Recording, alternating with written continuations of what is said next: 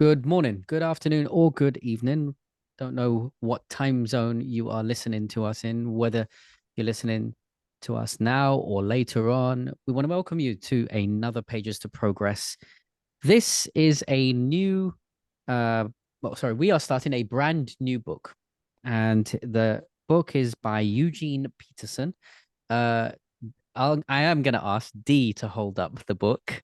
Um, I'm going to ask her to hold up. Here's the book, A Long Obedience in the Same Direction by Eugene Peterson. I don't know if you can see from Dee's book, she has a couple dog ears as well, literal dog ears, because I think her, her dog wanted to chew into some of the theology as well.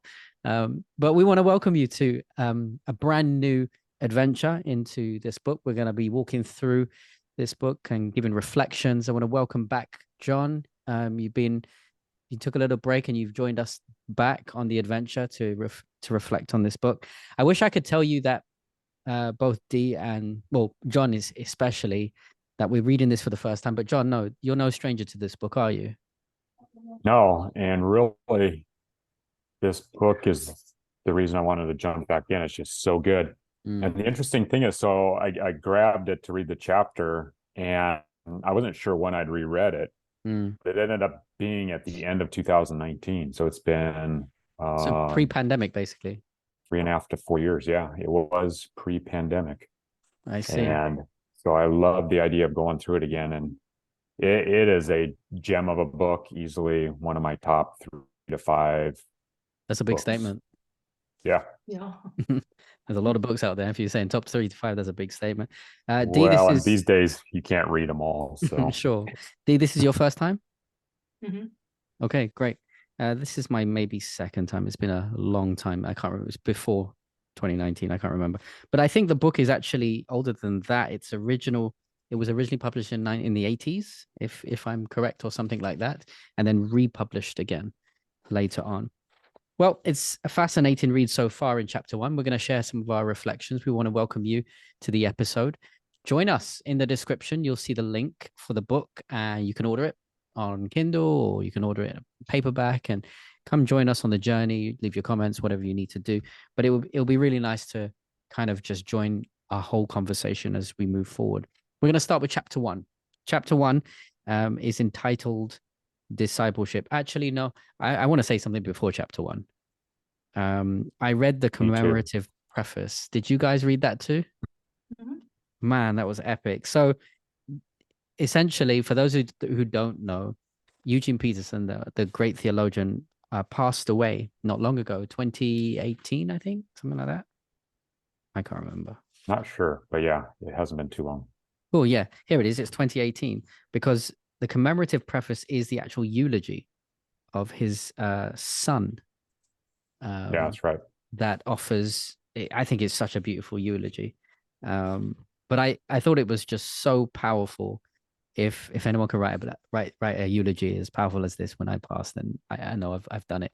But basically, the long and short of it, without trying to destroy too much or steal the thunder of the book, I just think it was such a beautiful rendition of a man's life where his son essentially was very coyly trying to say, "You tricked everyone in in just repeating the gospel over and over again in the same words over and over again, and now people talk about you globally as a result, and you're such a great influence." And here's what he essentially says that his dad tricked the world in by saying over and over again, God loves you, he's on your side, he's coming after you, he's relentless. And I just thought that was just such a beautiful, simplistic truth of who God is. So before I dive into chapter one, was there any other thoughts that both of you wanted to mention before we got there? Yeah, sorry, D. If you wanted to go first, that's fine. But yeah, No, I didn't. Go ahead. I liked this introduction on page 12. Mm, He talks about how he started by writing um, the Psalms, and specifically the Psalms of Ascent, because he wanted it to be in daily language. mm, And and so the quote is on page 12 for me. I don't know if it's the same one for you. This I thought was the updated edition from 2000. But it says, I wanted people to start praying them again, praying the Psalms again, not just admiring them from a distance, and thereby learning to pray everything they experienced and felt and thought as they followed Jesus, not just what they thought was proper to pray in church. And for me, prayer is something, I do a lot of, but I don't feel like I do well. And by that, I mean, I think there's expectations when it comes to prayer. And this changed the expectations for me, because all of a sudden I've looked at Psalms before and I enjoy Psalms, but Psalms are heart and soul kind of expressions that people who have their feet on the ground actually can feel. And it was interesting because my understanding is that he originally started with these Psalms of Ascent, Psalms 120 to 134, making it into modern day language. And then that led him to change all of the Psalms. And then that eventually led him to change, I shouldn't say change, but update.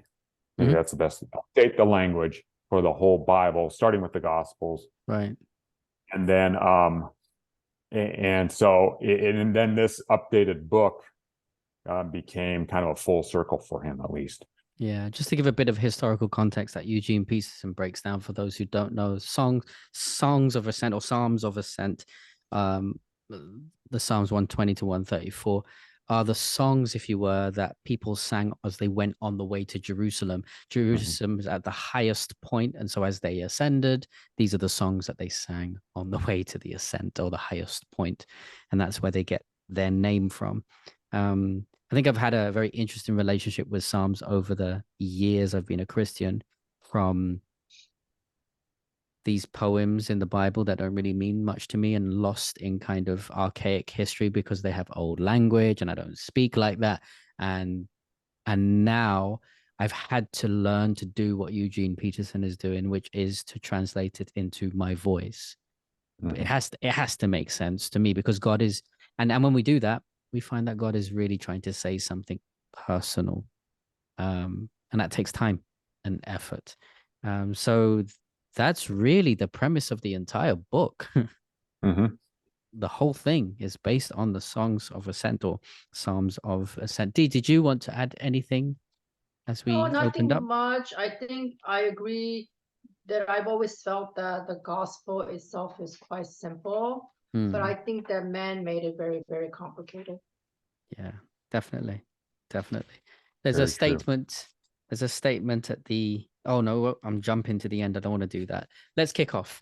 Discipleship, chapter 1, entitled What Makes You Think You Can Race Against Horses? I think it's very opportune for me in particular because I'm actually preaching on the book of Jeremiah right now and going through a series.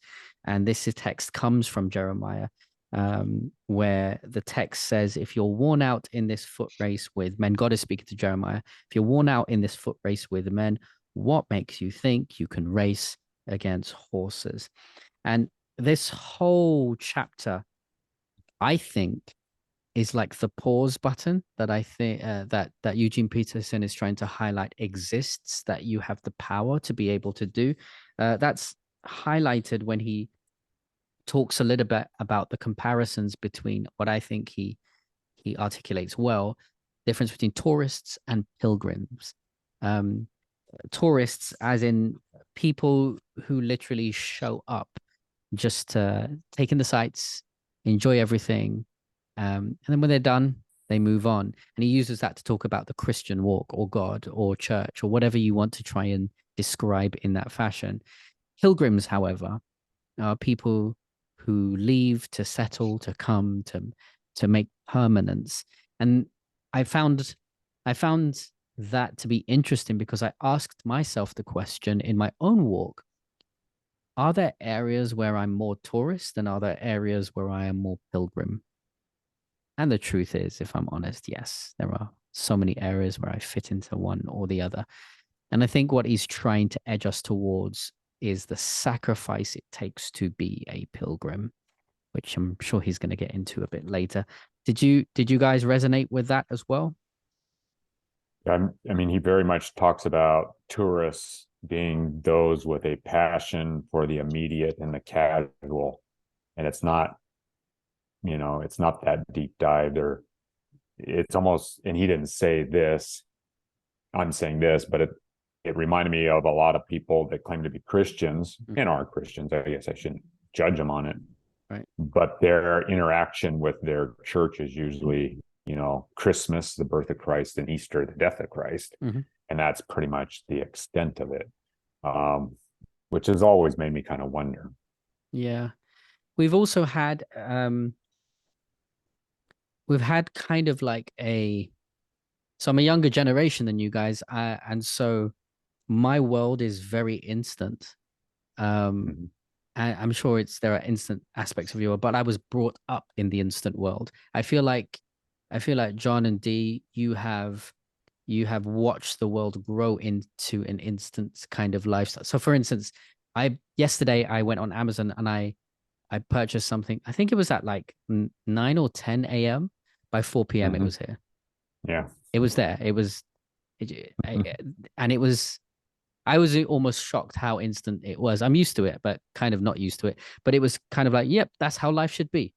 But if you follow the title of this book, Eugene Peterson is really trying to drive us, people like me especially, who are so addicted to instants, to recognize that this walk with God is not something that you can push a button with. It's something that takes time and patience and somewhat long suffering as well. Yeah. Yeah. Anyway, that's something it's interesting. He talks about tourists and then pilgrims, and then he goes on to talk. He kind of defines pilgrims and disciples, which was a little confusing the first time I read through, as to whether he was saying one was better versus the other. And I don't think he was necessarily saying that. Dee, would you characterize aspects of your life as being a tourist or a pilgrim? I think it's more of a pilgrim. I think, he has such a good description of what he considered to be a tourist, minded Christian person, right? Who's constantly seeking after really a form of entertainment, right? They want to be entertained. And whether it's based on a weekly basis by going to church on a weekly basis, or where they just attend on a special services, or they go on these retreats and conferences and they come back all, just hyped up and happy and just energized. And then few months later, they're back to where they started, scratching their head, like what went wrong again. It's really sad that I've seen people going through that cycle of their highs and lows, and it talks about, just having an interest in God and having versus a sustained commitment to God, right? And that's the difference between the tourist and the pilgrim. And I think that definitely, as we grow in Christ, we want to be moving away from just interest into this sustained commitment. And then, the disciple, where he talks about, is a person who has a mentor or master and is going through lifelong learning process, right? And I think that's all of us. I think that's what we do. And then what was the other one that he talked about? The pilgrimage, right? Yeah, the pilgrimage. He talks about that as our road to going toward God. So lifelong learning and going as we learn and moving forward, we're moving forward with our sight on God, basically going home. He really had a really nice description of it, the differences and where we want to be as, I think, mature Christians. Yeah, I mean, almost exactly what you said, Dee. He said a pilgrim tells us we are people who spend our lives going someplace, going to God, and whose path for getting there is the way, Jesus Christ. Mm-hmm. Yes. Yeah. I thought of something this week. I had a conversation with my boss actually. Actually, we spent some time together, and he's an older minister than me, and I just took the opportunity to get all kind of wisdom and all kind of stuff. A question came up between us: what's the most meaningful moment, or one of the most meaningful moments in ministry for us? And we had a long, hard think about it, and we both have had some pretty amazing opportunities to speak before tens of thousands of people, and to fly here and to go to this country, and and and both of us came up with the most simplest visitations, where you just I remember going over to someone's house at 11 o'clock midnight because their mother had passed away, and I was with the family. I spent 20 minutes with the family, didn't say much, prayed a quick prayer, went home, and realized it was one of the most fulfilling and meaningful moments in ministry that I've ever experienced. And sometimes you don't experience those precious moments that God has to speak to you when you're in tourist mode. But when you're present and you're patient enough, like I'll tell you for real, those experiences trump the stages that I've been on and the people that I've spoken, like second to none. Mm-hmm. And I'm sure if we were to dig deep into all our lives, the most meaningful moments are not where we're in the tourist mode, where we're in pilgrim mode, where we're present, where we're in pause, where we're reflective, where we stop, and where, as he says on page 10, there is a great market for religious experience in our world. There's little enthusiasm for the patient acquisition of virtue. It's those moments where we are patiently acquiring virtue that God has maximum capability to be able to get through to us and speak to us. So, yeah, I thought that was definitely something that was powerful. Um, let's move on slightly into a little bit more of the chapter. He talks a little bit about the historical context of the Dog Ig songbook, and Mm-hmm. namely the Songs of Ascent. And I spoke a little bit about that history. Um, and he speaks a little bit how singing, or poetry if you want, was a way to express the amazing grace and quiet the anxious fears. Um, um, I grew up as a Christian, and my mum, you know, taught us all kinds of songs in worships and stuff. It's so strange in those moments where I've actually experienced real fear, like as a young kid walking home in the dark and maybe walking through particular alleys, I actually have a song that goes on in my head and I sing because it's just my coping mechanism.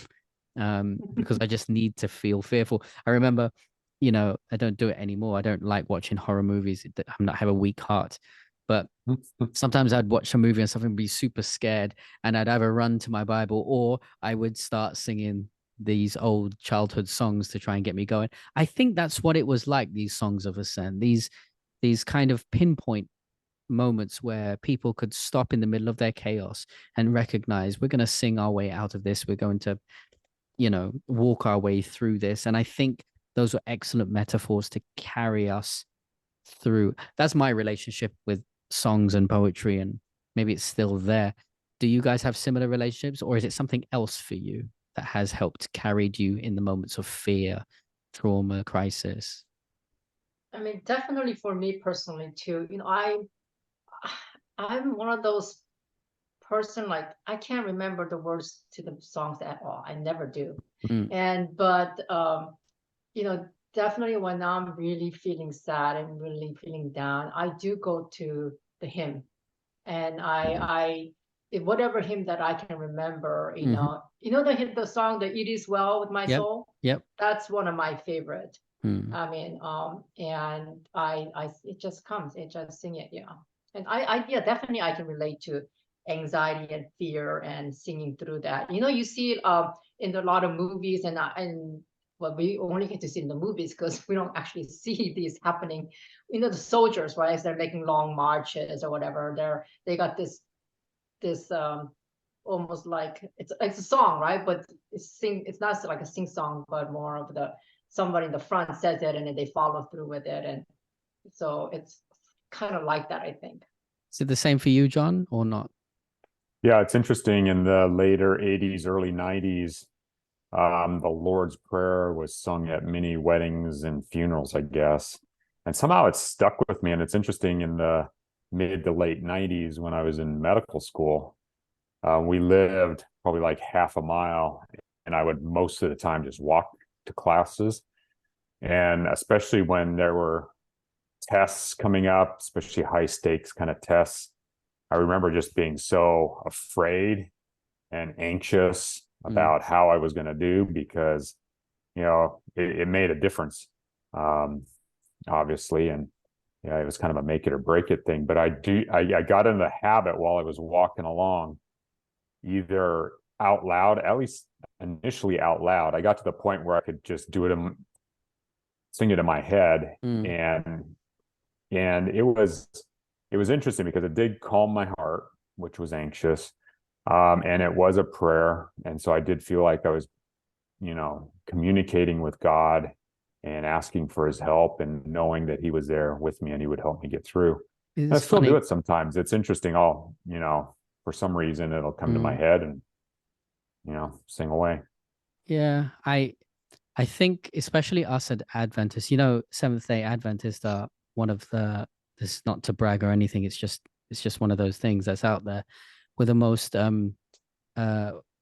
theologically literate denominations on the planet. People of the book. Yeah, people of the book, which links to our history. It's good, but it's not always a good thing as well, though, because as much as we may know our Bible, there's another aspect to the spiritual connection with God that requires you not to be someone of the book, and that requires you to have a real connection.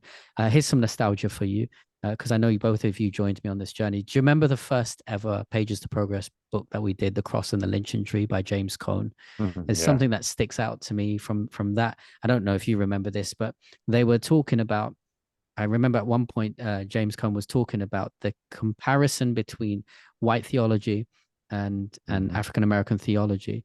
Like, the things that white people were concerned about theologically were very different to the things that African-Americans were concerned about. While in Europe, white people were theologizing about the notion of the Trinity. And is there a Trinity, and why is there a Trinity, and how can we explain the Trinity, and what does that mean about essays and all kinds of things about the Trinity, this, Trinity, that. Meanwhile, somewhere in the South, Negroes were singing, "I want Jesus to walk with me," and that was their theology. And it was two completely different worlds where those who were theologizing about the Trinity could never experience the kind of spiritual connection that the Negroes were actually experiencing as they sang that song, and all the other Negro spirituals as well. And again, it comes back. There is something powerful about the illustrative power of poetry and song, and the part of the brain that is activated shows us even more that God wants us to connect with him, not just in a cerebral intellectual way, but in a way that really meets our heart on a daily basis, and which brings even more significance to the songs of ascent, or the Psalms of ascent, as they went into Jerusalem. Any other thoughts before we wrap up? So two thoughts, and I don't want to derail wrapping up, but it's interesting. He talks about tourists and pilgrims, and we've talked about that. But it's exactly like you said, Sam, that the Psalms of Ascent were sung by the Jews as they entered Jerusalem. Sure. And the different Psalms had different meanings, and there were different interactions with them. And I wonder, right now we're like, oh, it was such a wonderful thing. And there were these 3 required feasts, and everyone got together 3 times a year for it. But I wonder how many of those Jews were more tourist Jews compared to pilgrim Jews. That was one thought I had, because I am sure that that was the case then as much as it is the case now. Okay, maybe you are derailing the ending of this, but maybe that Well, we I'll don't have allow to it. go into detail. It's No, just but something it's to good think because about. no, you just brought up something that made me think about something, and in addition to your question-ish, is there space for tourists among pilgrims, Right. for them to exist? And yes, I think so. I think the grace of the gospel allows for people to come and experience God where they are, and he grants that. Case in point are the crowds that Jesus frequented and spoke to. Actually, I'm not even convinced that many people in those crowds were in fact converted or I agree. nourished with faith. I think they came for the wow factor. I think they loved the magician and they wanted more. And maybe there's a few individuals that got a transformation, but they're very far and few between, like the boy with the 5 loaves and 2 fishes that had the audacity to offer his lunch to feed 5,000 people, or the woman who just wanted to touch the hem of his garment. And we can go on with these singular stories, but crowds in general tend to attract tourists, and they tend to attract people who just come for the show. But I'd like to think that every time crowds form and tourists flock, Jesus finds it worth it for the one or for the two. And I think we need to be more compassionate and less judgmental towards tourists. And I'll say that because I relate to being a tourist. Yeah. I do relate to being a tourist. It's interesting when you mentioned space for both, it kind of made something click in my head, and then another thing clicked. And what clicked in my head is that in a lot of ways, the pilgrims can help to ground the tourists to some degree theologically. But at the same time, and so then I'm thinking, well, that's not exactly fair. What do the tourists bring to the equation? And I think the tourists, in a lot of ways, bring that wow factor, because there is some excitement to spirituality that I think if you get too deep into the weeds theologically, you lose the excitement. Like, do you mean novelty? Spirituality. What's that? Do you mean like it's a novelty? Well, and so then the next thing that clicked in my head was, the lynching tree. A lot of these, people that are worried about the Trinity and looking at that theologically could benefit from interactions with African Americans that are heart and soul. This is God and I need God. This is my situation now. Because I think sometimes they forget that it's feet on the ground and there's a reality instead of just a physical and an emotional reality to their spirituality that they might be lacking when they get too deep into their spirituality cerebrally, is how I would interact it. And then maybe, the African Americans would be able to shed light as well on the Trinity from a different perspective that could help both groups. Right. The tourists to some degree and the pilgrims to some degree. Although I'm D, not is sure there, who I would space? call tourists or pilgrims based on the lynching tree, honestly. Sure. D, is there Who are space the for real both tourists? in your opinion? Absolutely. And I think that it's a blessing. In fact, it's a blessing that there is mix of tourists and pilgrims, because if you, and John, you asked what do the tourists bring, right? And then you also talked about the pilgrims being able to guide them. And that's exactly what I think, is that I think when God brings all of us together, right? I think for us, the mature, pilgrims, we're given this great opportunity to be able to share God with these tourists, and be able to, hopefully live our life in a way that these tourists can see and be able to see God in us and hopefully in the long run that turn their interest into something that's more sustained and eventually becoming committed into Christ themselves. So I think that I think God puts us together because it's a blessing, and that blessing goes both ways, I think. Right. I agree totally. I wonder if our conversation has now got to the stage where we're almost speaking slightly against what Peterson's talking about now. Because let's just be frank and say Peterson is essentially saying there are those who are serious about God and those who are not so serious about God. The pilgrims are the ones who are serious and the tourists are who are not so serious. But now what we're actually talking about is let me try and pass this a little bit. There is value in the always complaining, moaning millennial who is late and who wants to work from home, and you fill in the gap, okay? Because I've heard many people talk about stereotypes and all those kind of things. I mean, yeah, I think some of those stereotypes are real for us as millennials, just as much as there are probably stereotypes for baby boomers and etc. But I think where we're kind of landing the plane this evening is very much a case of we're all pretty messy people. And we're coming to the table here trying to discover God. And we need to grant everyone the capacity and patience to be able to discover God for themselves. And if I'm totally honest, speaking as a church pastor, a leader, someone who's been a Christian all their life, I mean, I am impatient with the slow progress of someone to get to know God, because I would rather wake up, smell the roses or coffee, whatever it is, and just get to know Jesus and fall in love with him. But I realized to myself, some people need the story of the prodigal son. Mm-hmm. Some people also need the story of the Ethiopian eunuch who drops everything and just, yeah, let's do, or, well, here's water.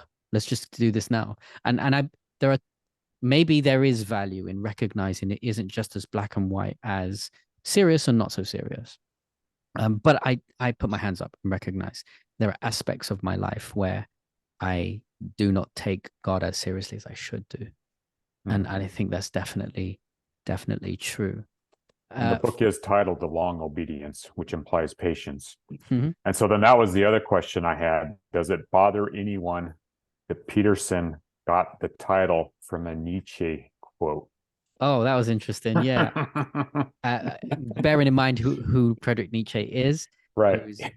Some say he is the father of atheism. Yep.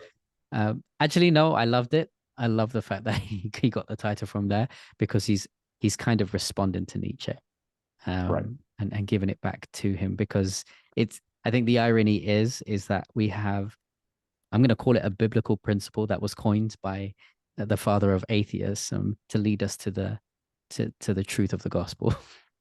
Right. So it's all good. God still loves Nietzsche. At the end of the book, and maybe I can leave you guys with this and we can respond and say goodnight, because this is pretty powerful. He essentially talks about the songs of ascent that combine all the cheerfulness of a travel song with the practicality of a guidebook and a map. Mm-hmm. And then here's how he characterizes the songs of ascent at the end. And he quotes another author, William Faulkner, saying this: they are not monuments. He's talking about the songs of ascent. They are not monuments, but footprints. A monument only says, at least I got this far, while a footprint says, this is where I was when I moved again. Yep. And maybe it's what's left to say is, how many footprints do we have in our lives? That's testament to the fact that God has been very present to our journey in this pilgrimage. So there's chapter 1. We are going to dive into chapter 2 next week.